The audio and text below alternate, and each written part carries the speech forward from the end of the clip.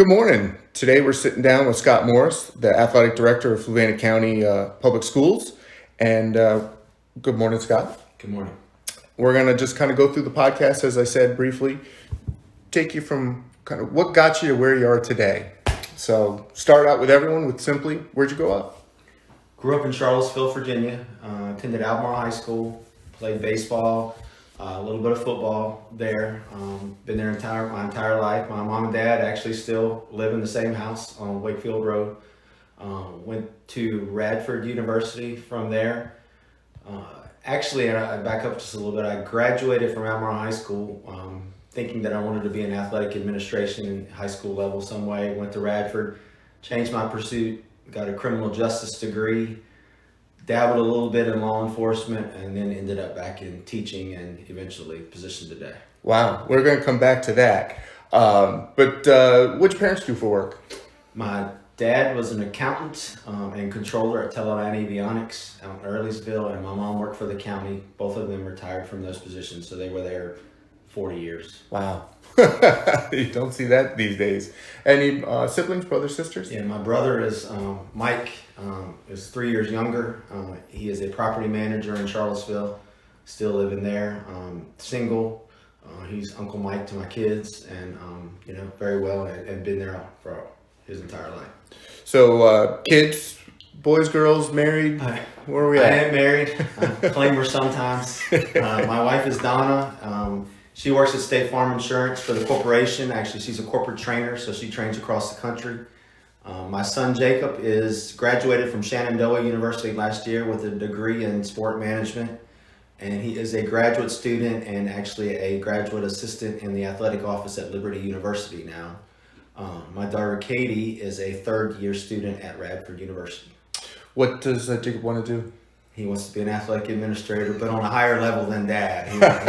One up you just a little bit? He wants to be at the college or professional level, yes. Congratulations and good luck to him. And what does Katie want to do? She has no idea. That's what college is for. Exactly. So she and I have two kids that are totally different. One had it planned out his entire time. This is what I want to do. This is how I'm going to do it. And the other one is just kind of, we'll see what happens today. So, how'd you and your wife meet? It's kind of interesting. My one of my best friends, if not my best friend from high school and younger, Darren McCauley, his wife, Amy, and my wife are sisters. So Darren and I played together in high school sports at Albemarle. We coached together some. He's actually now assistant principal at the middle school in Fluvanna, and his wife teaches there. And they introduced us almost 25 years ago now, and that's where it's been ever since. Well, congratulations. So is that what brought you back after college to criminal justice here and working as police, or? Yeah, pretty much. I met her after I came back, but when I was back in Charlottesville, but yes. How long were you doing the police work? About a year here in Albemarle. Actually was a juvenile probation officer in Fredericksburg for a year as well. And then decided to come back and pursue my teaching license. And I was a social studies teacher, got into that from there, started at Albemarle. And actually my first coaching job was at Albemarle as well. What'd you coach first? Baseball. Baseball? Yeah. Is that your passion Baseball is what I played most of my entire life. What position did you play? First base, I wasn't too fleet-footed. My old story, as I tell kids today, is my coach told me, and for me to steal it, had to go past the catcher, through the fence, and down into the creek before he would let me run. But, baseball, pitcher and first base for the most part. Gotcha. I played third and left. I couldn't do first base to save my life because kids would just wing the ball and it would be anywhere. Yeah. And I was just I didn't want that. Oh, God. What did you want to do when you were 5? Everything for me has always been in sports. Okay. So it was something sports oriented, from collecting baseball and football cards to playing. I've had a bat and a ball in my hand, and my dad did that, pre-5, 3. Traveling to games with him. He was a softball player, a slow pitch, being the bat boy. So it's always been about being in the backyard with a glove or football or something like that. Yeah, just having a good time I understand. Outside a lot then, for sure. What hobbies and interests do you have outside of sports?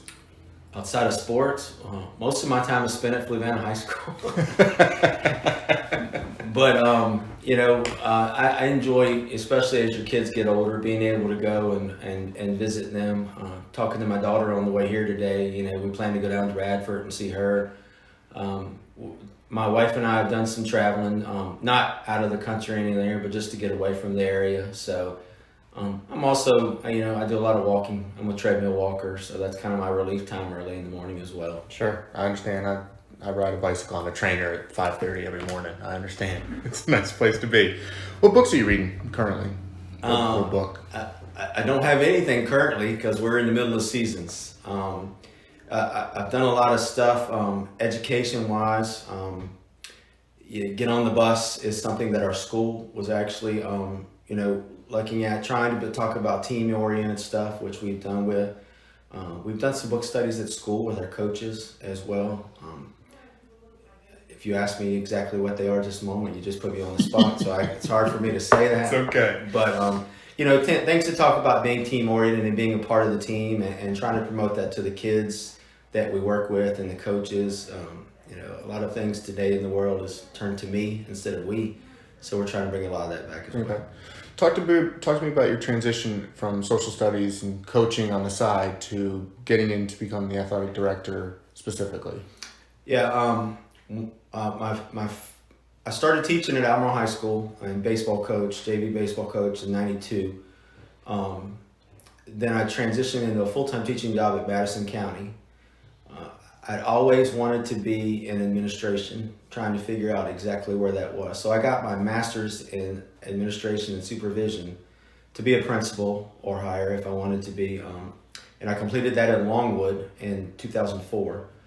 It just so happened that my lifelong goal had been an athletic director, and then I was applying to be an athletic director, but it just so happened that the position opened up at Fluvanna High School when I was there, and I've been there since '99. James Barlow, who was the principal, who I coached against as a coach, knew that, and he inquired about me wanting the position and if I would want the position. And like I said, to be honest, Brenda Langdon was my high school athletic director. She was there forever at Albemarle High School, and I really left Albemarle knowing that I wanted to be an athletic administrator on the high school level. Mm-hmm. It just took me a little while to get there. It's all right. I think you did pretty well. So talk to me about any mentors you may have had in the field. Quite a few. My high school baseball coach was Donnie Wright. He played a little professional sports, and that's probably where it started, his coaching methods. But really, I contributed a lot to the assistant coach at that time when I played, but also the man that hired me is the JV coach, Jim Garnett, who was the baseball coach at Albemarle after Donnie Wright. His coaching methods and styles have been an influence a lot as far as that and the way that I've kind of progressed. After getting to Fluvanna, Steve Sheridan, Monroe Ratteau, all were vital parts in the things that they had done, and they'd been there for a while. And Tat Pace, who was the football coach at that time, also helped lead me in that way. Okay. Talk to me about a time that you failed achieving a goal, and then what changes have you made since then to obtain either that goal again or a different goal? There was a lot of failures. We don't promote anything. I won't say anything. We want to win every game we play, but we don't.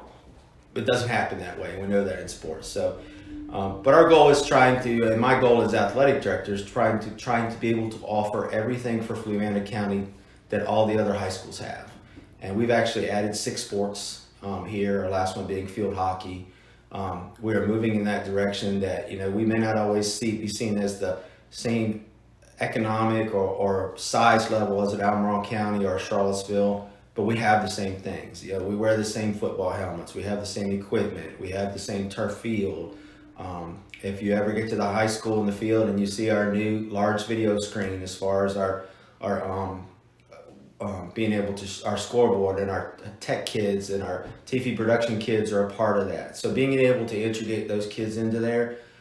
As far as the failure part, it took me 9 years to get that up and moving. And this is my 19th year as athletic director, so it's taken us that long to add wrestling and add swimming and adding field hockey and adding boys and girls lacrosse, and we've added forensics on that, and we've added debate. So it's taken a long time to get to the process, but are supplying things and offering things to kids that weren't when I started back in this position in 2004.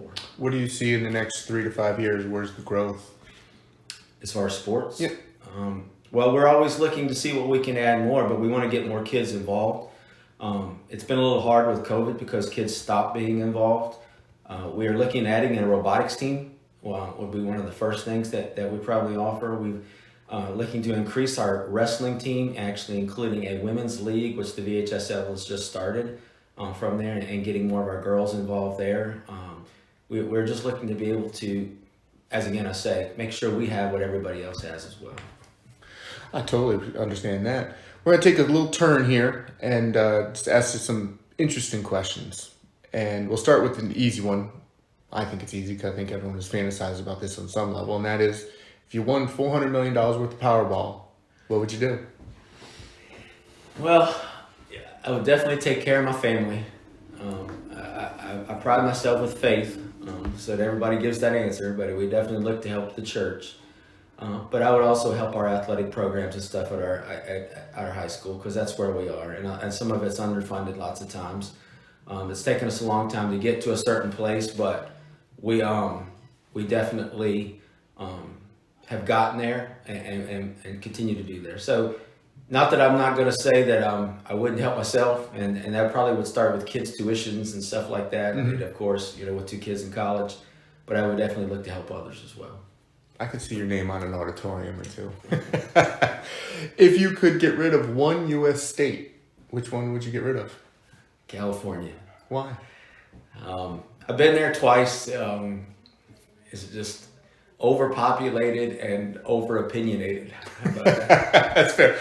My only recollection of California is I could get 10 avocados for $1. And my wife and I keep talking about that of all the things. Yeah.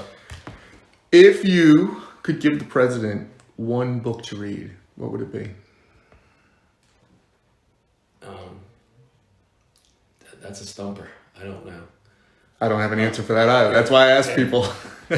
Something that would be involved in how to get along with others, because being an old government teacher, that would have to research that a little bit, but, going back a little ways, but George Washington said political parties would be the destruction of this country, and I see us going that way unless we fix that fast, because we just can't seem to agree on anything. So I'll agree with that, and I appreciate your time. I think we'll end with that little nugget, and thank you for your time, Scott. Again, the athletic director for Flanders County, Scott Morris.